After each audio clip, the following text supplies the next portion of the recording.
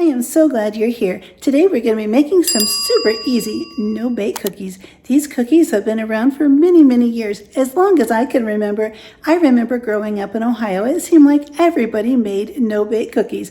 My mother made them for years and she still does. They're so easy and quick and delicious, and they're perfect to keep around the house. You can even freeze them or keep them for a long period of time in the refrigerator in a sealed container.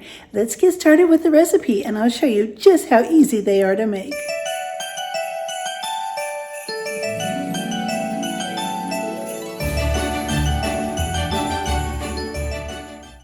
These are the only ingredients we need to make these wonderful no-bake cookies: milk, vanilla, butter, cocoa powder, peanut butter, sugar, and quick oats. I have lined 2 large baking trays with wax paper, and I have 2 large spoons ready to scoop the cookies off as soon as they're done. This recipe goes really quickly, so you want to make sure that you have everything pre-measured and ready ahead of time. I have my sugar, my butter, and my cocoa powder in the pan. I'm going to add the milk in and get stirring. I have the peanut butter, vanilla, and quick oats ready to go. I'm going to put this pan on medium heat. I have the sugar, the butter, the cocoa powder, and I'm going to add in the milk. I'm going to want to bring this to a rolling boil. You want to stand watch over this pan and make sure you don't leave it unattended. You'll want to just keep stirring until everything is completely mixed and incorporated.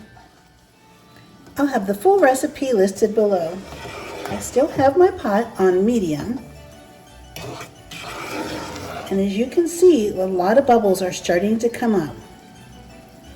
Once it gets to a rolling boil, we're going to count to 1 minute and 15 seconds exactly. And then we'll turn off the heat and remove the pan from the heat.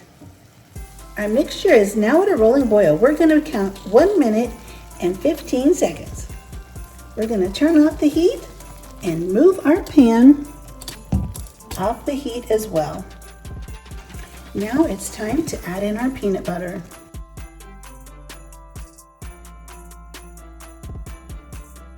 The peanut butter mixes in really easily because this liquid is so hot.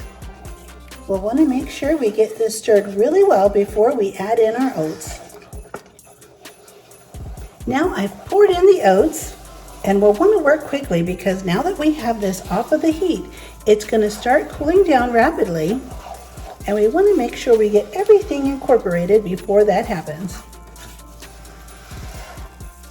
A nice sturdy wooden spoon is a really great thing to mix this with because it's pretty firm and it'll get thicker as it starts to cool down. I also sprayed my wooden spoon with a cooking spray as well, so that way it will be much easier to clean. Okay, now that I have all of this mixed in, the last ingredient to add is our vanilla. This smells wonderful. The chocolate and vanilla combination always smells tremendous. All right, there we have it. It's all mixed up and ready to scoop out onto our baking sheets. The easiest way to make these cookies is just take a nice scoop on a big spoon and take it right to the wax paper and drop it down. And these are no-bake cookies that are supposed to be like a handmade cookie, which they are, so you want to give them that nice handmade look. They're not supposed to be perfect in size or shape. And you just go right down the line, dropping these cookies right onto the wax paper. I like to clean up the edges just a little bit with the other spoon before I swipe them off onto the wax paper. You can see how shiny and how glossy the chocolate is. That's because we let it boil for the proper amount of time. Now we'll just leave them to sit and cool on this tray for at least 30 minutes. Then we'll store it in an airtight container. These cookies are great for gift giving during the holiday season because they don't need to be refrigerated. Just keep them in a closed container or a sealed bag.